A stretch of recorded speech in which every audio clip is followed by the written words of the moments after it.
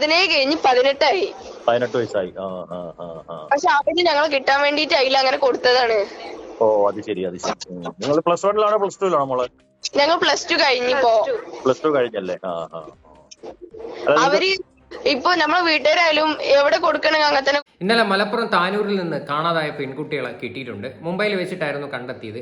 അപ്പോൾ ഈ പെൺകുട്ടികൾ പറയുന്ന റീസൺ എന്ന് പറഞ്ഞു കഴിഞ്ഞാൽ വീട്ടിലുള്ള പ്രശ്നങ്ങൾ, അതായത് വീട്ടിൽ അടിക്കുകയും മെടിക്കുകയൊക്കെ ചെയ്യും, പിന്നെ വീട്ടിലോട്ട് പോകാൻ പേടിയാണ് എന്നൊക്കെയുള്ള രീതിയിലാണ് സംസാരിക്കുന്നത്. വീട്ടുകാരുടെ ഭാഗത്തു നിന്നുള്ള പ്രതികരണം കേട്ട് കഴിഞ്ഞാൽ വീട്ടിൽ സ്ഥിരമായിട്ട് പറയുമായിരുന്നു മുടി സ്ട്രൈറ്റ് ചെയ്യണം, ത്രെഡ് ചെയ്യണം, ജീൻസ് ഇട്ടുകൊണ്ട് നടക്കണം എന്നൊക്കെ പറയുമായിരുന്നു. പക്ഷേ ഈ പറയുന്ന പേരൻസിന് ഇതൊന്നും ഇഷ്ടമല്ലായിരുന്നു എന്നൊക്കെയാണ് ഇപ്പം നിലവിൽ പുറത്തു വരുന്ന കുറച്ച് വാർത്തകൾ. എന്തായാലും അച്ഛൻ്റെയും പ്രതികരണം കേൾക്കാം, നമുക്ക് പിള്ളേരുടെയും പ്രതികരണം കേൾക്കാം. ഇന്നലെ പിള്ളേരെ കണ്ടു കിട്ടിയതിന് ശേഷം ഈ പിള്ളേർ സന്നദ്ധ പ്രവർത്തകരുടെ അടുത്ത് സംസാരിക്കുന്ന ഒരു വോയിസ് നിലവിൽ പുറത്തു വന്നിട്ടുണ്ട്. എന്തായാലും നമുക്ക് അതൊന്ന് കണ്ടു നോക്കാം. നിങ്ങൾ ആദ്യമായിട്ടാണ് വീഡിയോ കാണുന്നതെങ്കിൽ തീർച്ചയായിട്ടും സബ്സ്ക്രൈബ് ചെയ്യുക. മലയാളി സന്നദ്ധ പ്രവർത്തകരുമായി കുട്ടികൾ സംസാരിച്ചിരുന്നു. നമുക്ക് അവരെന്താണ് അവരോട് പങ്കുവെച്ചതെന്ന് കൂടി ഒന്ന് കേട്ടിട്ട് വരാം. അത് പോട്ടെ, നമുക്ക് അത് വീട്ടിൽ പോരണ്ട, വീട്ടിൽ പോകുമെന്ന് വേണ്ട. അല്ല നിങ്ങൾ രണ്ടുപേരും, എനിക്ക് ഒരു മോളുണ്ട്, എന്റെ മോള് 17 വയസ്സ് പ്രായമുള്ളതാണ്. അപ്പൊ നിങ്ങൾ 2 പെൺകുട്ടികളാ, അതുകൊണ്ട് നിങ്ങൾക്ക് എന്തെങ്കിലും ഹെൽപ്പ് വേണോ അതിനുവേണ്ടി വിളിച്ചത് അങ്കിള് കേട്ടോ. പക്ഷെ അതില് കൊടുത്ത വയസ്സല്ല ഞങ്ങളത്. എത്ര വയസ്സുണ്ട് ഇപ്പം? ഞങ്ങൾക്ക് 17 കഴിഞ്ഞ് 18 ആയി. 18 വയസ്സായി. പക്ഷെ അവര് ഞങ്ങൾ കിട്ടാൻ വേണ്ടിട്ട് അതിൽ അങ്ങനെ കൊടുത്തതാണ്. ഓ അത് ശരി അത് ശരി. നിങ്ങൾ പ്ലസ് വണ്ണിലാണോ പ്ലസ് ടുവിലാണോ മോളെ? ഞങ്ങൾ +2 കഴിഞ്ഞിപ്പോ. പ്ലസ് ടു കഴിഞ്ഞല്ലേ? അവര് ഇപ്പൊ നമ്മളെ വീട്ടുകാരായാലും എവിടെ കൊടുക്കണമെങ്കിൽ അങ്ങനെ തന്നെ കൊടുക്കല്. അവര് ഇപ്പൊ എന്ത് പ്രശ്നം വരികയാണെങ്കിലും അങ്ങനെ തന്നെയാണ്. അതെ അതെ അതെ അതെ.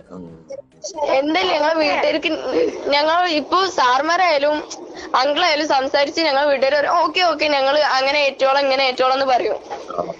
പക്ഷെ കുറച്ച് കാലം കഴിഞ്ഞ് ഒരു ആഴ്ച അല്ലെങ്കിൽ 2-3 ദിവസം വരെ നിങ്ങൾ പറഞ്ഞ അതേ ഇതിൽ നിൽക്കും അവര്. അത് കഴിഞ്ഞിട്ട് ഇവര് ഒരു വട്ടം എനിക്ക് ഉണ്ടായത്, അതുകൊണ്ട് ഞാൻ പറയണേ, ഇവരിപ്പോ നമ്മളായിട്ട് 3-4 ദിവസം നല്ലപോലെ നിൽക്കും. അത് കഴിഞ്ഞ് വീണ്ടും ഇവര് ആദ്യത്തെ അതേ സ്വഭാവത്തേക്ക് വരും. നമ്മൾ അടിക്കലായാലും ഇപ്പൊ പെൺകുട്ടികൾ പറഞ്ഞ കാര്യങ്ങൾ നിങ്ങൾ കേട്ടല്ലോ. അതായത് വീട്ടുകാരുമായിട്ടുള്ള പ്രശ്നം കാരണമാണ് ഇങ്ങനെയുള്ള പരിപാടികളൊക്കെ കാണിച്ചത്. അതായത് ഞങ്ങളെ അടിക്കുകയൊക്കെ ചെയ്യും, പിന്നെ ഞങ്ങൾ പറഞ്ഞു കഴിഞ്ഞാൽ ഒന്നും കേൾക്കത്തില്ല. ഇപ്പം മേ ബി അവർ തൽക്കാലത്തേക്ക് ഇങ്ങനെയൊക്കെ പറയുന്നതായിരിക്കാം. കുറച്ച് കഴിയുമ്പോഴത്തേക്ക് വീണ്ടും അവരുടെ സ്വഭാവം മാറും. പിന്നെ പ്രത്യേകിച്ച് പറയുന്നുണ്ട് ഞങ്ങൾക്ക് 18 വയസ്സായി എന്നൊക്കെ. എന്തായാലും ഇന്നത്തെ കാലത്ത് പേരൻസിന് കുട്ടികളുടെ അടുത്തൊന്നും പറയാൻ പറ്റാത്ത സാഹചര്യത്തിലോട്ട് പോവുകയാണ്. ഒന്ന് പറഞ്ഞാൽ 2ന് അവരെ അടിക്കുക, വീട്ടിൽ നിന്ന് ഇറങ്ങിപ്പോവുക, ഇങ്ങനെയുള്ള പരിപാടികളൊക്കെയാണ് കാണിക്കുന്നത്. ഇത് ഈ കുട്ടികളെ കണ്ടെത്താൻ വേണ്ടി എന്തുമാത്രം എഫേർട്ട് എടുത്തിട്ടുണ്ടെന്നറിയോ? എന്തുമാത്രം കഷ്ടപ്പെട്ടിട്ടാണ് അവസാനം ഈ കുട്ടികളെ കണ്ടെത്തിയെന്നറിയോ? അതിൻ്റെ കൂടെ തന്നെ ഇൻസ്റ്റാഗ്രാം വഴി ഓരോരുത്തരെ പരിചയപ്പെടുക, എന്നിട്ട് അവരുമായിട്ട് ഒരുമിച്ച് പോകാനായിട്ട് ശ്രമിക്കുക. അത് പ്രത്യേകിച്ച് ഈ പെൺകുട്ടികൾക്ക് എങ്ങനെ ഇത്രയും പൈസ അവരുടെ കയ്യിൽ വന്നെന്ന് ഇതുവരെയും കണ്ടെത്താനായിട്ട് സാധിച്ചിട്ടില്ല.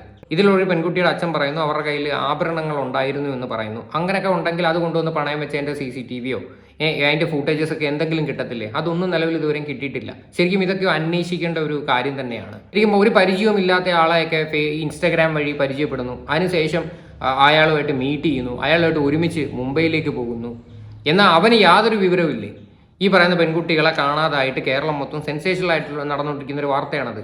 അതെങ്കിലും കണ്ടിട്ട് അവന് പോലീസുകാരെ ഇൻഫോം ചെയ്തുകൂടായിരുന്നോ? ഇതിനകത്തൊക്കെ എന്തോ നല്ല കള്ളത്തരമുണ്ട്. ഇതെല്ലാം ബാക്കിയുടെ കാണാം.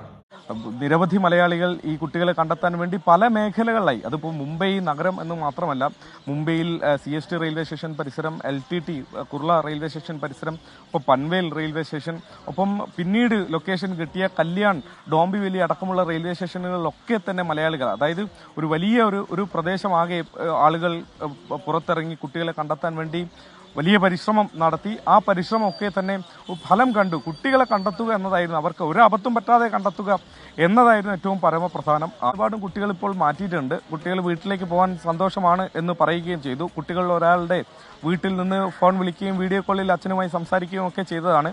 വൈകാരികമായ ഒരു നിമിഷമാണ്. സ്വാഭാവികമായും ആ അച്ഛനെയും മകളെയും സംബന്ധിച്ചിടത്തോളം ഇങ്ങനെ ഒരു തെറ്റ് പറ്റിപ്പോയി എന്നൊരു കുറ്റബോധം ആ കുട്ടിക്കും മകളെ കാണാതെ ഇരുന്ന ആ മണിക്കൂറുകളിലെ വേദന ആ അച്ഛൻ്റെ മനസ്സിലും വാക്കുകളും ഒക്കെ തന്നെ തെളിഞ്ഞു വരും. ആ ഒരു നിമിഷമൊക്കെ കഴിഞ്ഞു നിൽക്കുന്ന കുട്ടികളാണ്. അതുകൊണ്ട് വീട്ടിലേക്ക് മടങ്ങുന്നതിനെ കുറിച്ച് ഒക്കെ തന്നെ ഈ ഘട്ടത്തിൽ കുട്ടികൾ നേരത്തെ പറഞ്ഞ നിലപാടിൽ നിന്നൊക്കെ മാറി വീട്ടിലേക്ക് പോകാൻ തയ്യാറാണ് എന്ന നിലപാടിലേക്ക് കുട്ടികൾ എത്തിയിട്ടുണ്ട്.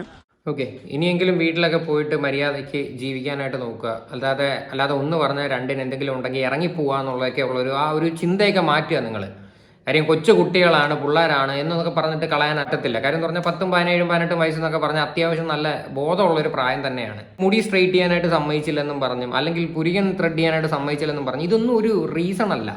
സത്യം പറഞ്ഞാൽ ഇവർ ഇന്നത്തെ കാലത്ത് ഈ റീൽസും ഇങ്ങനെയുള്ള ഈ ഷോർട്സ് ഒക്കെ കണ്ട്, യൂട്യൂബ് ഷോർട്സ് ഒക്കെ കണ്ടിട്ട് ഇവർക്ക് ഇവർക്ക് അതേപോലൊക്കെ നടക്കണം, ഇവർക്ക് കുറച്ച് മോഡേൺ ആവണം, എല്ലാവരിൽ നിന്ന് വ്യത്യസ്തമായിട്ട് നടക്കണം എന്നൊക്കെയുള്ളൊരു ചിന്താഗതി മനസ്സിൽ കയറിയതാണ്. പിടിയിട്ടില്ല. അപ്പം വീട്ടിലെ സാഹചര്യങ്ങളും പ്രത്യേകിച്ച് വീട്ടിലെ അച്ഛനും അമ്മയും ഇതൊന്നും സമ്മതിക്കാതെ വരുമ്പോഴത്തേക്ക് ഇവർക്ക് മാനസികമായിട്ടുള്ള ബുദ്ധിമുട്ടുകൾ. അപ്പോൾ അതിന് പ്രോപ്പറായിട്ടൊരു കൗൺസിലിംഗ് കൊടുക്കുന്നതായിരിക്കും നല്ലത്. അല്ലാതെ വേറെ ഒന്നും ചെയ്തിട്ട് ഇതിനകത്ത് യാതൊരു പ്രയോജനവുമില്ല. കാര്യം വീണ്ടും കുറച്ച് നാൾ കഴിയുമ്പോൾ ഇവർ വീണ്ടും ഇതുപോലെ റിപ്പീറ്റ് ചെയ്യാൻ നല്ല ചാൻസ് ഉണ്ട്. എന്തായാലും ഈ പറയുന്ന പെൺകുട്ടികൾ മുംബൈ ചെന്ന സമയത്ത് ഒരു സലൂണിൽ പോയിട്ടുണ്ടായിരുന്നു. ഏകദേശം 10,500 രൂപയാണ് ഇവർ കൊടുത്തത്, രണ്ടുപേരുടെയും മുടിയൊക്കെ സ്ട്രെയിറ്റ് ചെയ്യാനൊക്കെ. അപ്പം ഈ പൈസയൊക്കെ ശരിക്കും പറഞ്ഞാൽ ഇതിൻ്റെയൊക്കെ സോഴ്സ് ആണ് ആദ്യമേ കണ്ടെത്തേണ്ടത്. എന്തായാലും അതിനെ പറ്റിയിട്ട് ഈ സലൂണിന്റെ ഓണർ സംസാരിക്കുന്നുണ്ട്, അത് നമുക്കൊന്ന് കണ്ടുനോക്കാം. ശരി, ഇപ്പൊ ഈ പറഞ്ഞ ഹെയർ ട്രീറ്റ്മെന്റ് ഒക്കെ അത്യാവശ്യം പൈസയാവുന്നതാണ്, അല്ലെങ്കിൽ ചാർജ് ചെയ്യുന്ന ഒരു ട്രീറ്റ്മെന്റ് ആണ്.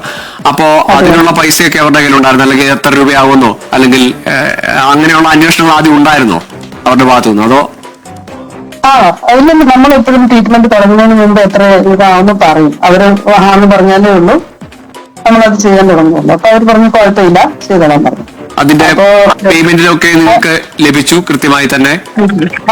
ഒരു കുട്ടിയുടെ 5,000 മറ്റേ 5,500 ആയിരുന്നു. രണ്ടുപേരുടേതും ക്യാഷ് ആയിട്ട് തന്നെ തന്നവര്. ക്യാഷ് നിന്ന് പിന്നെ അവിടെ ഇരിക്കാൻ പറഞ്ഞപ്പോ ഇരിക്കാതെ അവർ പോയി എന്നുള്ളതാണ് ഞാൻ കേട്ടത്. 10,500 രൂപ രണ്ടുപേരും കൂടി നിങ്ങൾക്ക് അവിടെ ബില്ലായി പണം തന്നിട്ടുണ്ട് അല്ലേ? കേട്ടല്ലോ, അത്യാവശ്യം പൈസയും കാര്യങ്ങളൊക്കെ വെച്ചിട്ട് തന്നെയായിരുന്നു ഇവരവിടെ ചെന്നത്.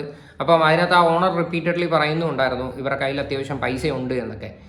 ശരിക്കും ഈ റഹീം അസ്ലം എന്ന് പറയുന്ന ഒരു പുള്ളി, അതായത് ആ പുള്ളിയെ പറ്റിയിട്ട് ഇപ്പം കൂടുതലായിട്ട് അന്വേഷിച്ച് വരുന്നതേ ഉള്ളൂ.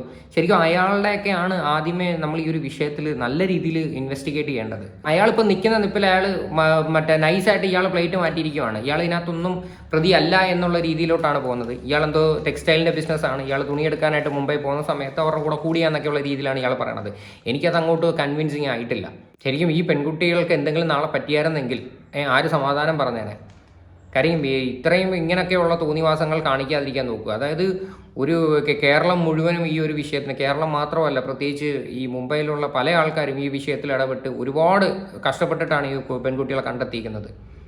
കാര്യം ഇവർ കാണിക്കുന്ന ഈ ചെറിയ ചെറിയ പിണക്കത്തിനും ഒക്കെ ഒന്ന് ആലോചിച്ച് നോക്കുക നിങ്ങൾ. ബാക്കിയുള്ള എത്രയോ ആൾക്കാർക്കാണ് അത് ബുദ്ധിമുട്ടുണ്ടാവുന്നത്. എന്തായാലും ഈ ഒരു വിഷയത്തിൽ ഈ ഒരു പെൺകുട്ടിയുടെ അച്ഛൻ പ്രതികരിക്കുന്നുണ്ട്, ഒന്ന് കണ്ടു നോക്കാം. കേരള പോലീസും മലയാളികളും എല്ലാവരും സഹകരിച്ച് നമ്മളെ കുട്ടികൾ കണ്ടെത്തി തന്ന് വലിയൊരു നന്ദിയുണ്ട് എല്ലാവരോടും. എത്ര മണിയോടുകൂടിയാണ് പോലീസ് ഇവർ അറിയിക്കുന്നത് കണ്ടെത്തിയെന്നുള്ള? 2 മണിയോട് കൂടിയിട്ട് DYSP സാർ അറിയിച്ച്, പിന്നെ അജയ് സാർ, സ്പെഷ്യൽ ബ്രാഞ്ചിൽ അജയ് സാറൊക്കെ വിളിച്ചിരുന്നു. അവരെല്ലാവരും വിളിച്ച് കുട്ടിയെ കണ്ടെത്തിയേക്കണം. പോലീസ് ഇവിടുന്ന് പുറപ്പെട്ടിട്ടുണ്ട്. കുട്ടി ഞങ്ങൾക്ക് പറഞ്ഞതുപോലെ തന്നെ നമുക്ക് തിരിച്ചെത്തിച്ച് തരുന്ന ഒരു ഉറപ്പ് തന്നിട്ടുണ്ട്. കേരള പോലീസിൽ വിശ്വാസം ഉണ്ടായിരുന്നു, ആ വിശ്വാസം ഉറപ്പുവരുത്തി. എവിടെ വെച്ചാണ് കിട്ടിയെന്നൊക്കെ കൃത്യമായി അറിയിച്ചിരുന്നോ? പൂനെ റെയിൽവേ എന്തോ ഒരു സ്ഥലത്തിൻ്റെ പേര് പറഞ്ഞു, ഡോണോ എന്തോ റെയിൽവേ സ്റ്റേഷൻ, ലോണോവാല റെയിൽവേ സ്റ്റേഷൻ എന്നാണ് കണ്ടെത്തി. RPF ആണ് പിടിച്ചത്. പരീക്ഷ എഴുതാൻ വേണ്ടിയിട്ട് അങ്ങനെ പറഞ്ഞു വീട്ടിൽ നിന്ന് പോയ കുട്ടിയല്ലേ, എന്താണ് ഇങ്ങനെ പോകാൻ കാരണമായിട്ട് നമ്മൾ മനസ്സിലാക്കി? കാരണമായിട്ട് നമുക്കൊന്നുമില്ല. പക്ഷെ അവള് ഈ മുടി സ്ട്രൈക്ക് ചെയ്യിക്കുന്ന കാര്യത്തിലൊക്കെ നമ്മൾ കുറച്ചൊരു അലസത നമ്മൾ പറഞ്ഞ് സമ്മതം കൊടുക്കലില്ലേ, പിന്നെ ത്രെഡ് ചെയ്യിക്കല്. അപ്പോൾ അവൾക്ക് അങ്ങനെയുള്ളൊരു മോഡലിൻ്റെ ചെയ്യണം എന്നുള്ളൊരു താല്പര്യമുള്ള ആളാണ്. അപ്പോൾ അവൾ പോയിട്ട് ഇപ്പോൾ അവൾ ആദ്യം ചെയ്തിരിക്കണത് അങ്ങനെയുള്ള കാര്യങ്ങളൊക്കെയാണ് ചെയ്തിരിക്കുന്നത്.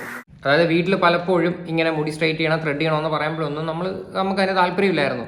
പക്ഷേ ഇപ്പോൾ ആദ്യമേ ഇവിടുന്ന് പോയിട്ട് ആദ്യമേ അവർ അതൊക്കെയാണ് ചെയ്തേക്കുന്നത് എന്നാണ് ഇപ്പം വീട്ടിൽ പറയുന്നത്. ശരിക്കും അച്ഛൻ്റെ അമ്മയുടെയൊക്കെ ഒരു മാനസികാവസ്ഥ നമുക്ക് മനസ്സിലാക്കാന്നേ ഉള്ളൂ. കാര്യം ഇന്നലെ ഇവർ വീഡിയോ കോൾ ചെയ്ത സമയത്ത് ഇവർ ഭയങ്കര കരഞ്ഞുകൊണ്ടൊക്കെ ആയിരുന്നു സംസാരിച്ചത്. നിങ്ങൾ നാട്ടിൽ വാ, നമുക്ക് സംസാരിക്കാം എന്നൊക്കെയുള്ള രീതിയിൽ. ശരിക്കും ഈ കാര്യം ഇവർക്ക് അച്ഛൻ്റെ അമ്മയുടെ ഒന്നും ഒരു വില മനസ്സിലാക്കാതെ പോകുന്ന സാഹചര്യമാണ് ഇപ്പം ഇതിനകത്ത് മനസ്സിലാക്കുന്നത്. കാര്യം ഇനിയെങ്കിലും ഇത്തരത്തിലൊക്കെയുള്ള വിഡിത്തരങ്ങൾ കാണിക്കാതിരിക്കുക. നിങ്ങൾക്ക് നിങ്ങളുടെ വീട്ടുകാർ മാത്രമേ കാണത്തുള്ളൂ. നിങ്ങളിപ്പോൾ ഈ ഒരു പ്രായത്തിൻ്റെ ഒരു ചോരത്തിളപ്പിൽ നിങ്ങൾ ഇറങ്ങിപ്പോയി, നിങ്ങൾക്ക് നിങ്ങളുടെ ഇഷ്ടം പോലെ ജീവിക്കാം എന്നൊക്കെയുള്ള രീതിയിലൊക്കെ ഇറങ്ങി കഴിഞ്ഞ് കഴിഞ്ഞാൽ നാളെ എന്തെങ്കിലുമൊക്കെ സംഭവിച്ചു കഴിഞ്ഞാൽ ഈ വീട്ടുകാർ തന്നെ നിങ്ങൾക്ക് കാണത്തുള്ളൂ. അതാദ്യം നിങ്ങൾ മനസ്സിലാക്കുക. അവർ എന്താ പറയുക, അവരൊരു ടൂറായിട്ട് പോയി എന്നുള്ളതാണ് നമ്മളൊക്കെ ബേജാറാക്കി കൊണ്ട് ചെയ്തത്. കണ്ണു നിറയണ്ട, ഏതായാലും കുട്ടികളെ കിട്ടിയല്ലോ, ആശ്വാസമായല്ലോ. അത് വലിയൊരു ആശ്വാസം തന്നെയാണ് എല്ലാവരും പാടെ കണ്ടെത്തി തന്നത്. എല്ലാവർക്കും നന്ദി പറയണം. കാരണം കേരള പോലീസൊക്കെ അത്രയും അവർ ഡ്യൂട്ടി ടൈം കഴിഞ്ഞിട്ടും നമുക്ക് വേണ്ടിയിട്ട് അവർ അത്രയും പണിയെടുത്തിട്ട് ചെയ്തതെന്നാണ്. കാരണം ഉച്ചവരെ ഒരു പിടുത്തം ഇല്ലേ, ഒരു CCTV ദൃശ്യം മാത്രമേ. അപ്പോൾ അതുകൊണ്ട് ഇപ്പോൾ അവർ കണ്ടെത്തി തന്നല്ല. അവർ വളരെയധികം നന്ദിയുണ്ട് അവർക്ക് എല്ലാവർക്കും.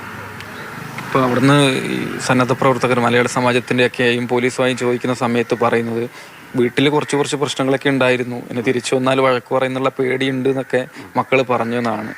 എന്താ അങ്ങനെ എന്തെങ്കിലും പ്രശ്നം ഉണ്ടായിനോ? ഒരു പ്രശ്നങ്ങളും ഇല്ല. അവരെ വീടല്ല, അവർക്ക് എപ്പോഴും തിരിച്ചു അവർക്ക് വേണ്ടിയിട്ടല്ല ഇപ്പോൾ നമ്മളെല്ലാവരും കഷ്ടപ്പെട്ടത്. അത് അവരെ മനസ്സിൽ തെറ്റിദ്ധാരണ ആയിരിക്കും. അവർ വന്നാലും നമ്മൾ സ്വീകരിക്കാൻ തയ്യാറ് തന്നെയല്ലേ, വരും ചെയ്യണം. പോലീസുകാർ കൊണ്ടുവന്നേരാന്ന് പറഞ്ഞിട്ടുണ്ടല്ലോ. പിന്നെ അവർക്കിപ്പോൾ പേടി ഉണ്ടാവും, എന്തായിരിക്കും നമ്മൾ സമ്മതം കൊടുക്കാത്ത കാര്യങ്ങളൊക്കെ അവർ ചെയ്തില്ല. അപ്പോൾ ഇനി എന്താവും എന്നുള്ളൊരു പേടി ഉണ്ടാവും. ഇന്നലെ രാത്രി സംസാരിച്ച് മോളെ ഹാപ്പിയാണ്. ആദ്യമേ ഈ പെൺകുട്ടികളുടെ കയ്യിരിക്കുന്ന മൊബൈൽ ഫോൺസ് ആണ് വാങ്ങി വെക്കേണ്ടത്. എനിക്ക് അങ്ങനെയാണ് തോന്നുന്നത്. കാര്യം മൊബൈൽ എന്ന് പറയുന്ന ഒരു സാധനം വലിയൊരു വില്ലനായിട്ട് മാറിയിരിക്കുവാണ് പല കുടുംബങ്ങളിലും. കാര്യം ഞാൻ ഇന്നലെ എൻ്റെ ഈ ഒരു വിഷയത്തിൽ റിയാക്ട് ചെയ്ത സമയത്തും പറഞ്ഞിട്ടുണ്ടായിരുന്നു, ഈ 17 വയസ്സും 15 വയസ്സും ഒക്കെ ഉള്ള പിള്ളേർക്കൊന്നും ഒരു കാരണവശാലും മൊബൈൽ ഫോൺസ് കൊടുക്കാതിരിക്കുക. പ്രത്യേകിച്ച് ഈ ഇൻസ്റ്റാഗ്രാം അക്കൗണ്ട് എടുക്കുക, ഫേസ്ബുക്ക് അക്കൗണ്ട് എടുക്കുക, പരിചയമില്ലാത്ത ആൾക്കാരോട് സംസാരിക്കുക. എല്ലാവരും ഒരേപോലെ ആവണമെന്നില്ല.